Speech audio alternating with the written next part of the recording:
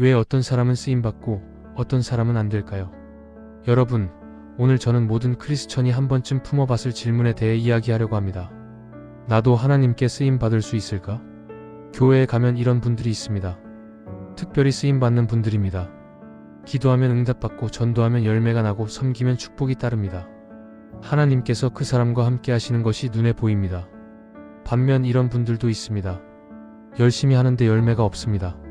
기도해도 응답이 없고 섬겨도 인정받지 못하고 아무리 애써도 뭔가 막힌 것 같습니다.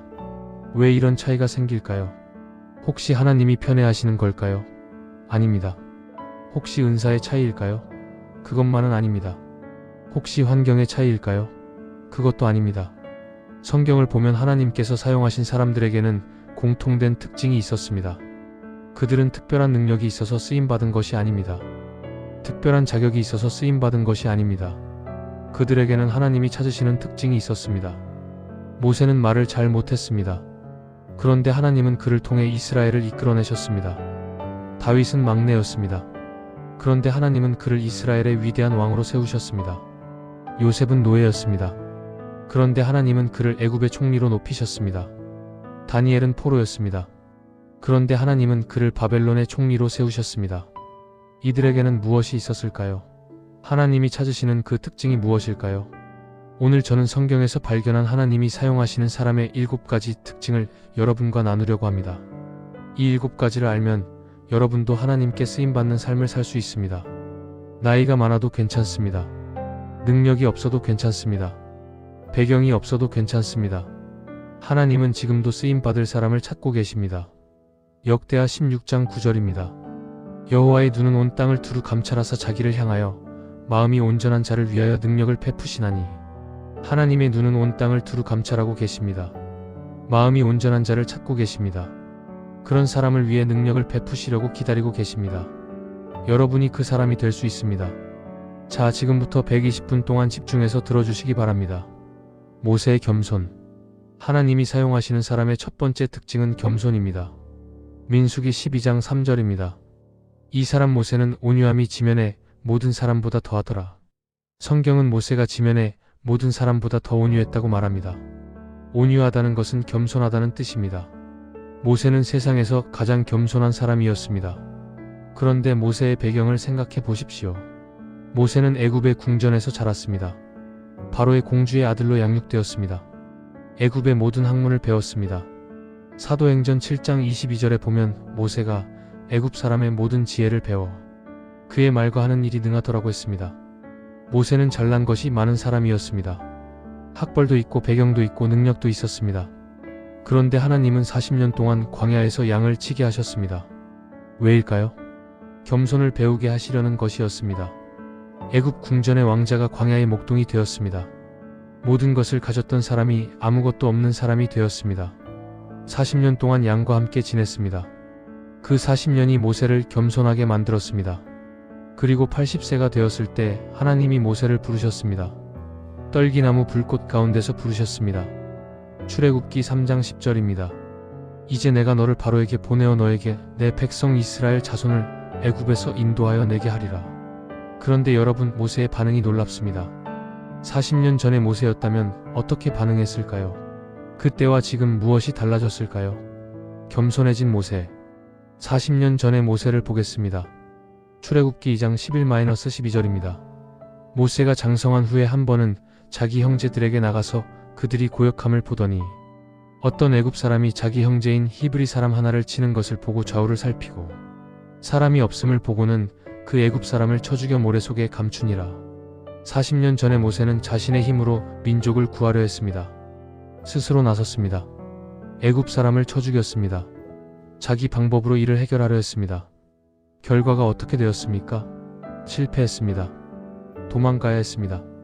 그런데 40년 후에 모세는 달라졌습니다. 출애굽기 3장 11절입니다. 모세가 하나님께 아뢰되 내가 누구이기에 바로에게 가며 이스라엘 자손을 애굽에서 인도하여 내리이까? 내가 누구이기에? 40년 전에는 내가 하겠습니다 였습니다. 40년 후에는 내가 누구입니까? 가 되었습니다. 출애굽기 4장 10절입니다.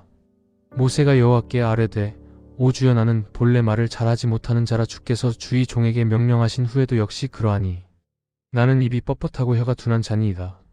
자신의 부족함을 인정합니다. 자신의 한계를 압니다. 이것이 겸손입니다. 하나님은 이렇게 겸손해진 모세를 사용하셨습니다. 자기 힘으로 하려던 모세가 아니라 자기 부족함을 아는 모세를 사용하셨습니다. 야고보서 4장 6절입니다. 하나님이 교만한 자를 물리치시고 겸손한 자에게 은혜를 주신다. 하나님은 교만한 자를 물리치십니다. 겸손한 자에게 은혜를 주십니다. 교만한 사람은 왜 쓰임받지 못하는가? 왜 하나님은 교만한 사람을 사용하지 않으실까요? 첫째, 교만한 사람은 하나님이 필요 없습니다. 자기가 다 할 수 있다고 생각합니다. 자기 힘으로 충분하다고 생각합니다. 하나님의 도움이 필요 없습니다. 그런데 하나님의 도움 없이 무엇을 할 수 있습니까? 요한복음 15장 5절입니다. 나는 포도나무요 너희는 가지라. 그가 내 안에 내가 그 안에 거하면 사람이 열매를 많이 맺나니 나를 떠나서는 너희가 아무것도 할 수 없음이라. 예수님을 떠나서는 아무것도 할 수 없습니다. 그런데 교만한 사람은 이것을 모릅니다. 자기 힘으로 하려고 합니다. 그래서 열매가 없습니다. 둘째, 교만한 사람은 영광을 빼앗습니다. 하나님의 일을 해놓고 자기가 한 것처럼 자랑합니다. 하나님께 돌아가야 할 영광을 자기가 가져갑니다. 이사야 42장 8절입니다. 나는 여호와라 이것이 내 이름이니 나는 내 영광을 다른 자에게 내 찬송을 우상에게 주지 아니하리라. 하나님은 영광을 나눠주지 않으십니다. 그런데 교만한 사람은 하나님의 영광을 빼앗으려 합니다. 그래서 하나님이 사용하지 않으십니다. 셋째, 교만한 사람은 하나님의 뜻을 구하지 않습니다. 자기 생각대로 합니다. 자기 방법대로 합니다. 하나님의 인도하심을 구하지 않습니다. 사울 왕이 그랬습니다. 하나님의 명령을 기다리지 않고 자기 마음대로 번제를 드렸습니다. 결국 왕위를 빼앗겼습니다. 잠언 16장 18절입니다. 교만은 패망의 선봉이요 거만한 마음은 넘어짐의 앞잡이니라. 교만은 패망의 선봉입니다. 교만한 사람은 결국 넘어집니다. 여러분, 겸손이 첫 번째 특징이었습니다. 그런데 두 번째 특징은 더 중요합니다. 성경에서 하나님의 마음에 합한 사람이라고 불린 단 한 사람이 있습니다. 누구일까요? 그의 비결은 무엇이었을까요? 다윗, 하나님의 마음에 합한 자. 하나님이 사용하시는 사람의 두 번째 특징은 하나님의 마음을 품는 것입니다. 사무엘상 13장 14절입니다. 지금은 왕의 나라가 왕에게 서지 못할 것이라 여호와께서 왕에게 명령하신 것을 왕이 지키지 아니하였으므로 여호와께서 그의 마음에 맞는 사람을 구하여 그를 그의 백성의 지도자로 삼으셨느니라. 사울 왕을 버리시고 그의 마음에 맞는 사람을 구하셨습니다. 그 사람이 바로 다윗입니다. 사도행전 13장 22절에서 바울이 다윗에 대해 말합니다. 다윗을 왕으로 세우시고 증언하여 이르시되 내가 이새의 아들 다윗을 만나니 내 마음에 맞는 사람이라 내 뜻을 다 이루리라 하시더니 내 마음에 맞는 사람, 하나님의 마음에 합한 사람, 이것이 다윗에 대한 하나님의 평가입니다. 그런데 다윗은 완벽한 사람이 아니었습니다.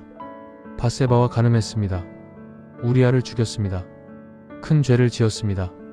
그런데도 하나님은 다윗을 내 마음에 합한 자라고 하셨습니다. 왜일까요? 다윗에게는 특별한 것이 있었습니다. 다윗의 마음.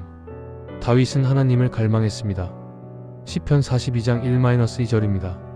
하나님이여 사슴이 시냇물을 찾기에 갈급함 같이 내 영혼이 주를 찾기에 갈급하나이다. 내 영혼이 하나님 곧 살아계시는 하나님을 갈망하나니 내가 어느 때에 나아가서 하나님의 얼굴을 배울까.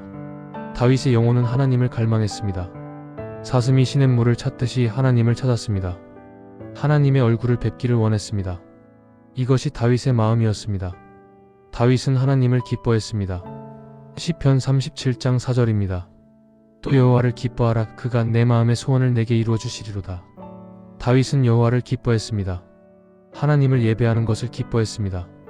하나님의 임재 안에 거하는 것을 기뻐했습니다. 언약궤가 예루살렘에 들어올 때 다윗이 어떻게 했습니까?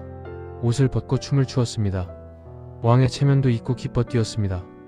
미갈이 비웃었지만 상관하지 않았습니다. 이것이 다윗의 마음이었습니다. 다윗은 회개할 줄 알았습니다. 밧세바 사건 후에 나단 선지자가 다윗을 책망했을 때 다윗은 즉시 회개했습니다. 사무엘하 12장 13절입니다.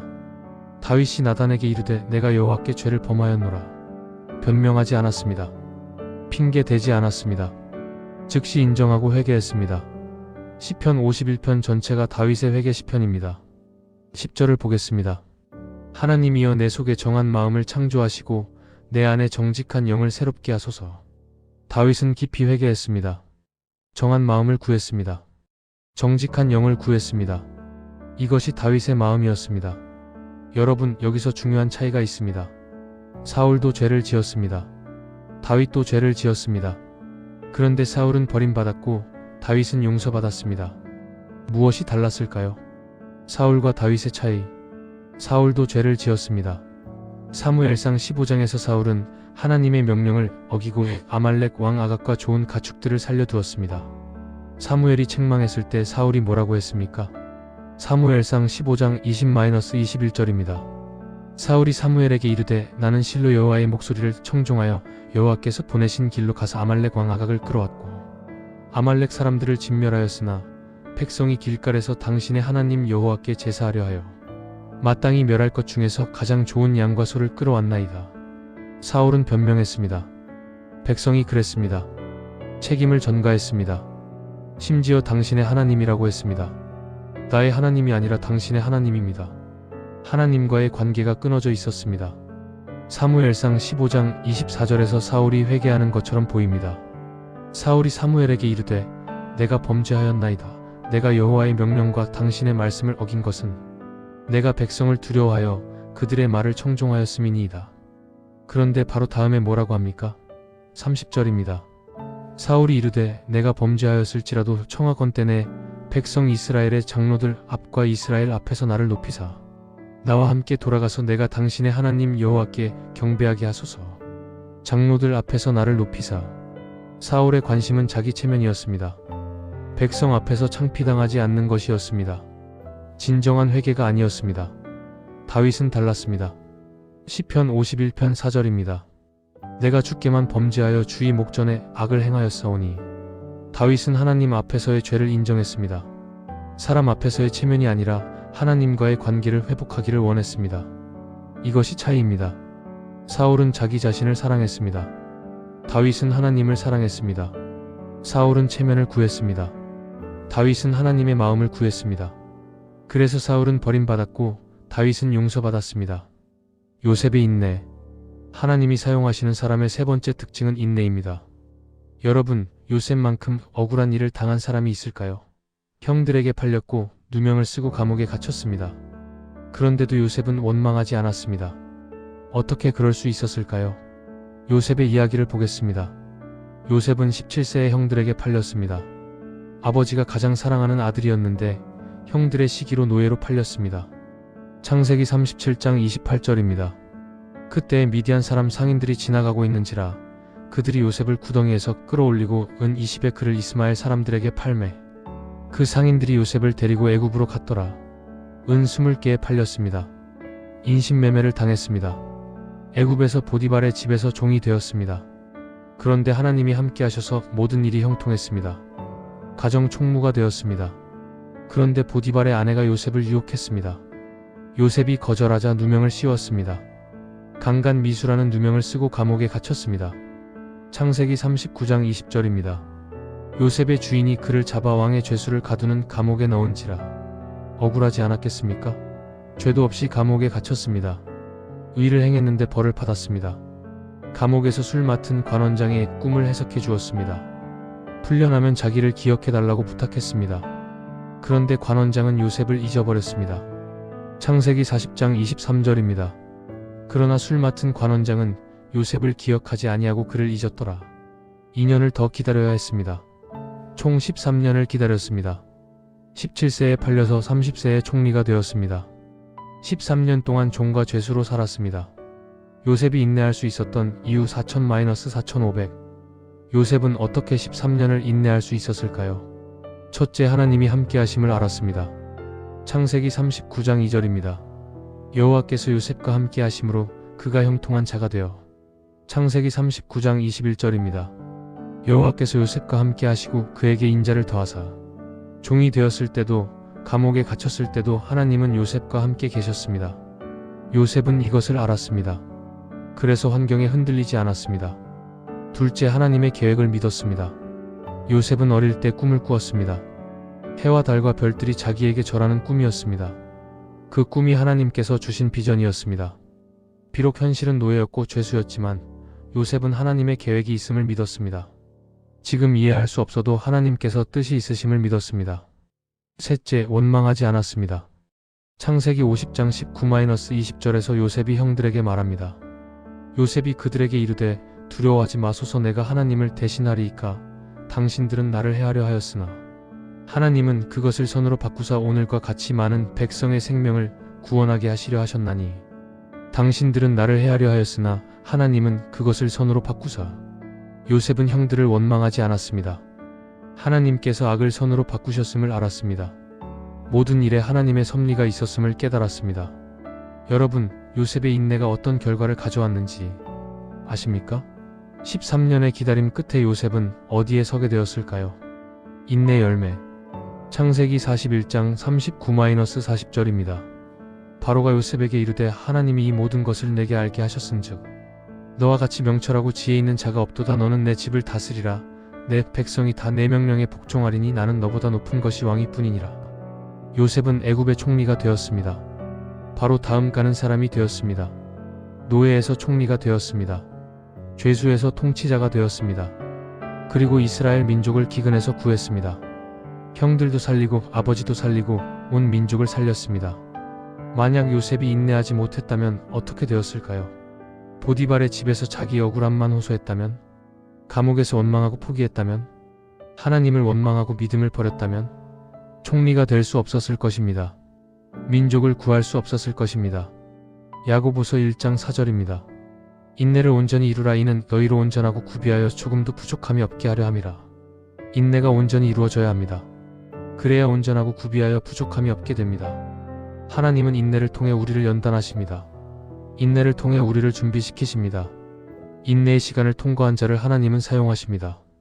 다니엘의 신실함. 하나님이 사용하시는 사람의 네 번째 특징은 신실함입니다. 다니엘은 이방 땅 바벨론에서 80년 넘게 살았습니다.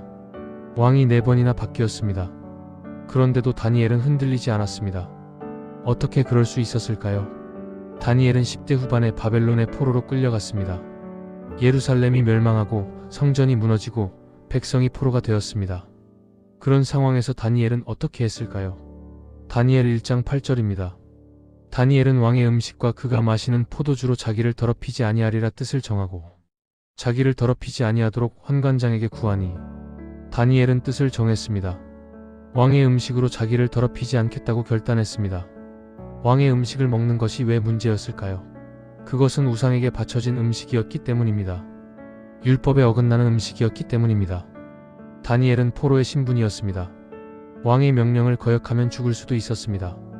그런데도 다니엘은 하나님의 말씀을 지켰습니다. 이것이 신실함입니다. 환경이 바뀌어도 변하지 않는 것입니다. 어려운 상황에서도 믿음을 지키는 것입니다. 사자 굴에서의 신실함. 다니엘 6장을 보겠습니다. 다니엘이 80대가 되었을 때 다리오 왕이 다스리고 있었습니다. 다니엘은 세 총리 중 하나였고 왕이 그를 전국을 다스리게 하려 했습니다. 다른 관원들이 시기했습니다. 다니엘을 함정에 빠뜨리려 했습니다. 그런데 다니엘에게서 흠을 찾을 수 없었습니다. 다니엘 6장 4절입니다. 이에 총리들과 고관들이 국사에 대하여 다니엘을 고발할 근거를 찾고자 하였으나 아무 근거, 아무 허물도 찾지 못하였으니 이는 그가 충성되어 아무 그릇됨도 없고 아무 허물도 없음이었더라. 충성되었습니다. 그릇됨이 없었습니다. 허물이 없었습니다. 얼마나 신실하게 살았으면 원수들이 흠을 찾을 수 없었겠습니까? 그래서 원수들은 다른 방법을 썼습니다. 다니엘이 매일 하나님께 기도하는 것을 알고 30일 동안 왕 외에 다른 신에게 기도하면 사자 굴에 던지는 법을 만들었습니다. 다니엘은 어떻게 했을까요? 다니엘 6장 10절입니다. 다니엘이 이 조서에 왕이 서명한 것을 알고도 자기 집에 돌아가서는 그 방에 예루살렘으로 향한 창문을 열고 전에 행하던 대로 하루 3번씩 무릎을 꿇고 기도하며 그의 하나님께 감사하였더라. 전에 행하던 대로. 다니엘은 바꾸지 않았습니다. 위험하다고 숨지 않았습니다. 전에 행하던 대로 기도했습니다. 이것이 신실함입니다. 위험해도 변하지 않는 것입니다. 손해를 봐도 원칙을 지키는 것입니다. 결국 다니엘은 사자 굴에 던져졌습니다. 그러나 하나님께서 천사를 보내 사자들의 입을 막으셨습니다. 다니엘은 해를 입지 않았습니다. 여러분, 다니엘의 신실함이 어떤 결과를 가져왔는지 아십니까? 다리오 왕이 어떤 조서를 내렸는지 아십니까? 신실함의 열매. 다니엘 6장 26-27절입니다. 내가 이제 조서를 내리노니 내 나라 관할 아래에 있는 사람들은 다 다니엘의 하나님 앞에서 떨며 두려워할지니 그는 살아계시는 하나님이시요 영원히 변하지 않으실 이시며 그의 나라는 멸망하지 아니할 것이요 그의 주권은 무궁할 것이며 그는 구원도 하시며 건져내기도 하시며 하늘에서든지 땅에서든지 이적과 기사를 행하시는 이시로다. 그가 다니엘을 구원하여 사자의 입에서 벗어나게 하셨도다. 이방 왕이 하나님을 선포했습니다. 온 나라에 하나님을 알렸습니다. 다니엘 한 사람의 신실함이 온 나라를 바꾸었습니다. 다니엘은 바벨론에서 총리로 쓰임받았습니다. 바사에서도 총리로 쓰임받았습니다. 80년 넘게 이방 땅에서 신실하게 살았고 하나님은 그를 통해 역사하셨습니다. 누가복음 16장 10절입니다. 지극히 작은 것에 충성된 자는 큰 것에도 충성되고 지극히 작은 것에 불의한 자는 큰 것에도 불의하니라. 작은 것에 충성된 자가 큰 것에도 충성됩니다. 하나님은 신실한 자를 찾으십니다. 작은 일에 신실한 자에게 큰 일을 맡기십니다. 아브라함의 순종. 하나님이 사용하시는 사람의 다섯 번째 특징은 순종입니다. 여러분, 하나님께서 100세 노인에게 아들을 주셨습니다. 기다리고 기다리던 아들이었습니다. 그런데 하나님께서 그 아들을 제물로 바치라고 하셨습니다. 여러분이라면 어떻게 하시겠습니까? 창세기 22장 1-2절입니다. 그 일 후에 하나님이 아브라함을 시험하시려고 그를 부르시되 아브라함아 하시니 그가 이르되 내가 여기 있나이다. 하나님이 이르시되 내 아들 내 사랑하는 독자 이삭을 데리고 모리아 땅으로 가서 내가 내게 일러준 한 산 거기서 그를 번제로 드리라. 내 아들 내 사랑하는 독자 이삭을 번제로 드리라. 이것이 얼마나 힘든 명령인지 상상이 되십니까? 아브라함은 75세에 부르심을 받았습니다. 100세까지 아들을 기다렸습니다. 25년을 기다려서 얻은 아들입니다. 사라가 낳은 유일한 아들입니다. 약속의 아들입니다. 이삭을 통해 자손이 번성하리라는 약속을 받았습니다. 그런데 그 아들을 제물로 드리라고 하십니다. 하나님의 명령이 이해가 안 됩니다. 앞뒤가 맞지 않습니다. 이삭을 통해 자손이 번성한다고 하셨는데 이삭을 죽이라고 하십니다. 아브라함은 어떻게 했을까요? 아브라함의 결단. 창세기 22장 3절입니다. 아브라함이 아침에 일찍 일어나 나귀의 안장을 지우고 두 종과 그의 아들 이삭을 데리고 번제에 쓸 나무를 쪼개어 가지고 떠나 하나님이 자기에게 일러주신 곳으로 가더니 아브라함은 아침에 일찍 일어났습니다. 지체하지 않았습니다. 번제에 쓸 나무를 쪼개어 가지고 떠났습니다. 순종했습니다. 이해가 안 되지만 순종했습니다. 히브리서 11장 17-19절이 그의 마음을 보여줍니다. 아브라함은 시험을 받을 때 믿음으로 이삭을 드렸으니 그는 약속들을 받은 자로 돼 그 독자를 드렸느니라.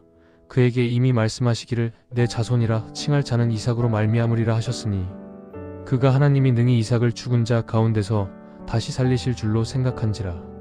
아브라함은 생각했습니다. 하나님이 이삭을 죽은 자 가운데서 다시 살리실 수 있다고. 하나님은 약속을 어기시는 분이 아닙니다. 이삭을 통해 자손이 번성하리라 하셨으니 설령 이삭이 죽더라도 다시 살리실 것입니다. 이것이 아브라함의 믿음이었습니다. 이해가 안 되지만 하나님을 신뢰하는 믿음이었습니다. 모리아 산에 올라갔습니다. 제단을 쌓았습니다. 이삭을 결박하여 제단 위에 올렸습니다. 칼을 들었습니다. 창세기 22장 10-12절입니다. 손을 내밀어 칼을 잡고 그 아들을 잡으려 하니 여호와의 사자가 하늘에서부터 그를 불러 이르시되 아브라함아 아브라함아 하시는지라. 아브라함이 이르되 내가 여기 있나이다 하매 사자가 이르시되 그 아이에게 내 손을 대지 말라. 그에게 아무 일도 하지 말라. 내가 내 아들 내 독자까지도 내게 아끼지 아니하였으니 내가 이제야 네가 하나님을 경외하는 줄 아노라. 하나님께서 막으셨습니다. 수장을 예비하셨습니다. 그리고 아브라함에게 복을 약속하셨습니다. 여러분, 아브라함의 순종이 어떤 복을 가져왔는지 아십니까? 하나님께서 어떤 약속을 하셨을까요? 순종의 축복. 창세기 22장 16-18절입니다. 이르시되 여호와께서 이르시기를 내가 나를 가리켜 맹세하노니 내가 이같이 행하여 내 아들 내 독자도 아끼지 아니하였은즉 내가 내게 큰 복을 주고 내 씨가 크게 번성하여 하늘의 별과 같고 바닷가의 모래와 같게 하리니 내 씨가 그 대적의 성문을 차지하리라. 또 내 씨로 말미암아 천하 만민이 복을 받으리니 이는 내가 나의 말을 준행하였음이니라 하셨다 하니라. 이는 내가 나의 말을 준행하였음이니라. 순종 때문에 큰 복을 받았습니다. 순종 때문에 씨가 번성하게 되었습니다. 순종 때문에 천하 만민이 복을 받게 되었습니다. 아브라함의 순종이 예수 그리스도의 오심을 가능하게 했습니다. 아브라함의 후손으로 예수님이 오셨습니다. 그리고 천하 만민이 복을 받게 되었습니다. 사무엘상 15장 22절입니다. 사무엘이 이르되 여호와께서 번제와 다른 제사를 그의 목소리를 청종하는 것을 좋아하심 같이 좋아하시겠나이까. 순종이 제사보다 낫고 듣는 것이 수장의 기름보다 나으니 순종이 제사보다 낫습니다. 하나님은 제물보다 순종을 원하십니다. 하나님의 명령이 이해가 안 될 때가 있습니다. 하나님의 뜻이 내 생각과 다를 때가 있습니다. 그때 순종하는 것이 진짜 순종입니다. 쉬운 일에 순종하는 것은 누구나 합니다. 어려운 일에 순종하는 것이 진짜 순종입니다. 하나님은 그런 사람을 찾으시고 사용하십니다. 기드온의 믿음. 하나님이 사용하시는 사람의 6번째 특징은 믿음입니다. 여러분, 기드온은 자신을 가장 작은 자라고 했습니다. 그런데 하나님은 그를 큰 용사라고 부르셨습니다. 왜 그랬을까요? 사사기 6장을 보겠습니다. 미디안이 이스라엘을 7년 동안 괴롭혔습니다. 이스라엘 백성은 산에 숨어 살았습니다. 농사를 지어도 미디안이 와서 다 빼앗아갔습니다. 기드온은 미디안이 볼까 두려워서 포도주 틀에서 몰래 밀을 타작하고 있었습니다. 그때 여호와의 사자가 나타났습니다. 사사기 6장 12절입니다. 여호와의 사자가 기드온에게 나타나 이르되 큰 용사여 여호와께서 너와 함께 계시도다. 큰 용사여. 기드온은 숨어서 밀을 타작하고 있었습니다. 그런 그를 하나님은 큰 용사라고 부르셨습니다. 기드온은 당황했습니다. 사사기 6장 15절입니다. 기드온이 그에게 대답하되 주여 내가 무엇으로 이스라엘을 구원하리이까. 보소서 나의 집은 므낫세 중에 가장 약하고 나는 내 아버지 집에서 가장 작은 자니이다. 나의 집은 가장 약합니다. 나는 가장 작은 자입니다.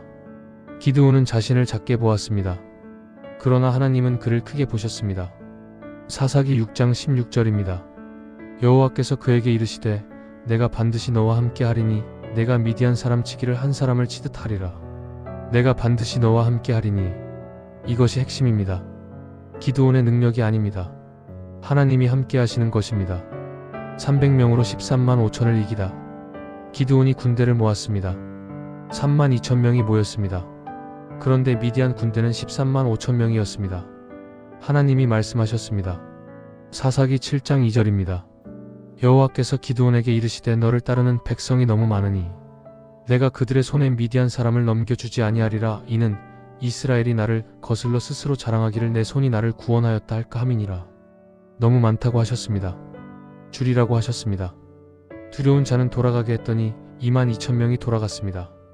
1만 명이 남았습니다. 하나님이 또 말씀하셨습니다. 아직도 많다고 하셨습니다. 물가에서 시험해서 300명만 남겼습니다. 300명으로 13만 5천을 상대하라고 하셨습니다. 상식적으로 불가능합니다. 미쳤다고 할 것입니다. 그런데 기드온은 순종했습니다. 300명을 이끌고 나갔습니다. 횃불과 빈 항아리와 나팔을 들었습니다. 한밤중에 미디안 진영을 둘러싸고 나팔을 불고 항아리를 깨뜨리며 외쳤습니다. 여호와와 기드온의 칼이여. 사사기 7장 22절입니다. 300명이 나팔을 불 때에 여호와께서 그 진영에서 모든 사람이 서로 치게 하셨으므로 하나님께서 미디안 군대가 서로 치게 하셨습니다. 스스로 무너졌습니다. 300명이 13만 5천을 이겼습니다. 하나님의 능력이었습니다. 여러분, 왜 하나님은 군대를 300명까지 줄이셨을까요? 3만 2천 명으로 싸우면 안 되었을까요? 여기에 중요한 원리가 있습니다. 하나님께 영광 돌리는 믿음. 하나님이 군대를 줄이신 이유는 분명합니다. 내 손이 나를 구원하였다 하지 못하게 하려는 것입니다. 3만 2천 명으로 이겼다면 사람들이 뭐라고 했겠습니까? 우리 힘으로 이겼다. 그러나 300명으로 13만 5천을 이기면 누구도 자기 힘이라고 말할 수 없습니다. 오직 하나님의 능력임을 인정할 수밖에 없습니다. 하나님은 인간의 능력으로 할 수 없는 일을 좋아하십니다. 왜냐하면 그래야 하나님이 영광을 받으시기 때문입니다. 고린도전서 1장 27-29절입니다. 그러나 하나님께서 세상이 미련한 것들을 택하사 지혜 있는 자들을 부끄럽게 하려 하시고 세상이 약한 것들을 택하사 강한 것들을 부끄럽게 하려 하시며 하나님께서 세상의 천한 것들과 멸시받는 것들과 없는 것들을 택하사 있는 것들을 폐하려 하시나니 이는 아무 육체도 하나님 앞에서 자랑하지 못하게 하려 하심이라. 세상이 미련한 것, 약한 것, 천한 것, 멸시받는 것, 없는 것을 택하십니다. 왜냐하면 아무도 자랑하지 못하게 하려 하심입니다. 여러분이 부족하다고 생각하십니까? 능력이 없다고 생각하십니까? 배경이 없다고 생각하십니까? 오히려 좋은 조건입니다. 하나님이 사용하시기에 좋은 조건입니다. 여러분의 부족함이 하나님의 능력을 드러내는 통로가 됩니다. 믿음은 내 능력을 믿는 것이 아닙니다. 하나님의 능력을 믿는 것입니다. 나는 부족하지만 하나님은 전능하시다는 것을 믿는 것입니다. 엘리야의 기도. 하나님이 사용하시는 사람의 7번째 특징은 기도입니다. 여러분, 엘리야는 기도로 하늘을 닫고 열었습니다. 3년 6개월 동안 비가 오지 않게 했고 기도하니까 비가 내렸습니다. 어떻게 그런 일이 가능했을까요? 야고보서 5장 17-18절입니다.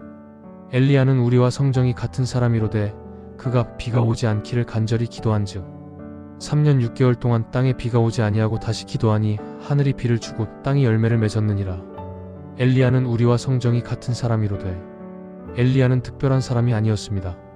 우리와 성정이 같은 사람이었습니다. 같은 감정을 가진, 같은 연약함을 가진 사람이었습니다. 그런데 그가 기도하니까 비가 오지 않았습니다. 다시 기도하니까 비가 왔습니다. 열왕기상 18장을 보겠습니다. 갈멜산에서 바알 선지자 850명과 대결한 후 엘리야는 기도하러 갈멜산 꼭대기에 올라갔습니다. 열왕기상 18장 42절입니다.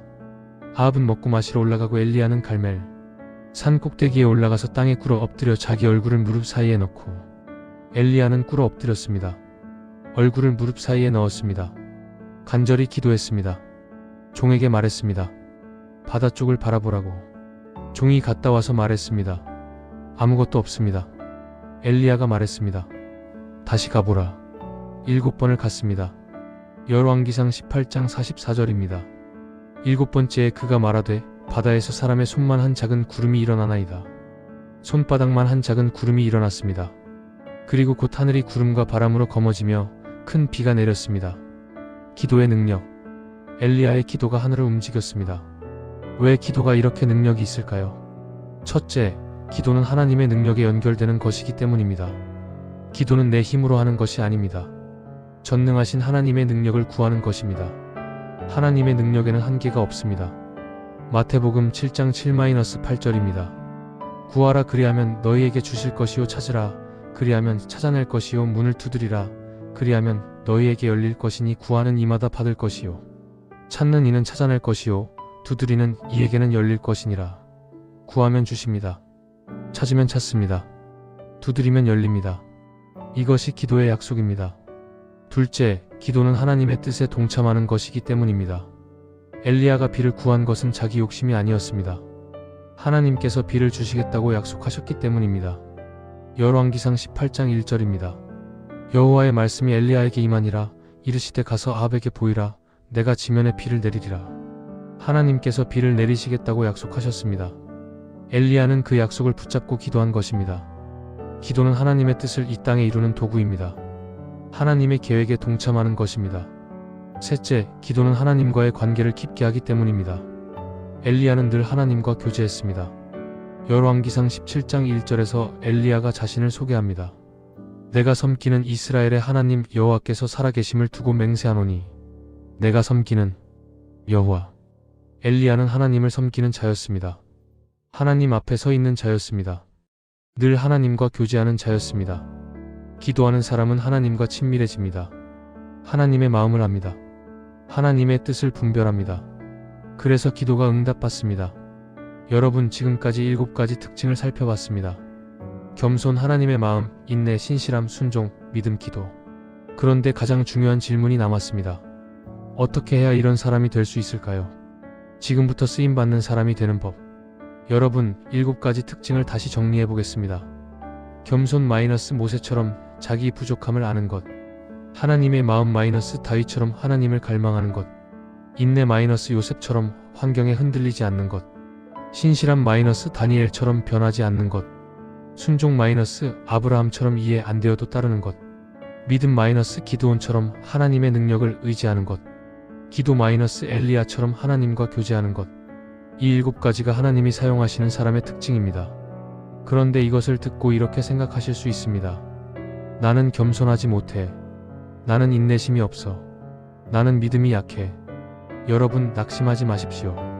하나님은 완성된 사람을 찾으시는 것이 아닙니다. 변화되기 원하는 사람을 찾으십니다.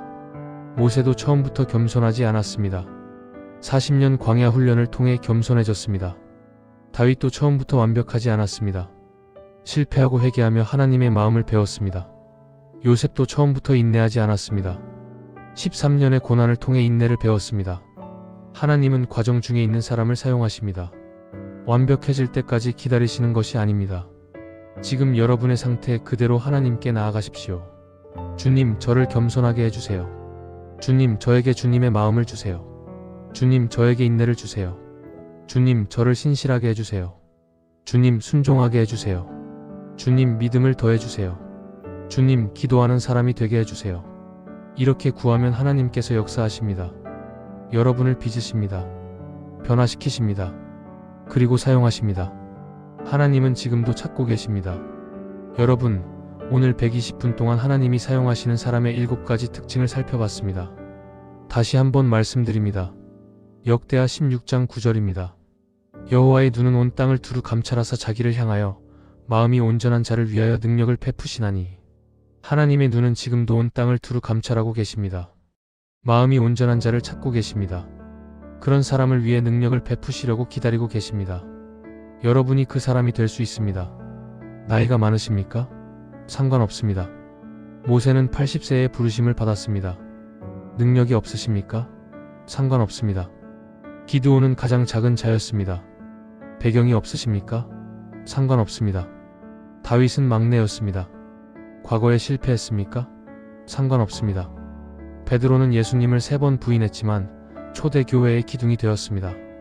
하나님은 완벽한 사람을 찾으시는 것이 아닙니다. 마음이 온전한 사람을 찾으십니다. 온전한 마음이 무엇입니까? 하나님을 향한 마음입니다. 하나님을 사랑하는 마음입니다. 하나님께 쓰임받기 원하는 마음입니다.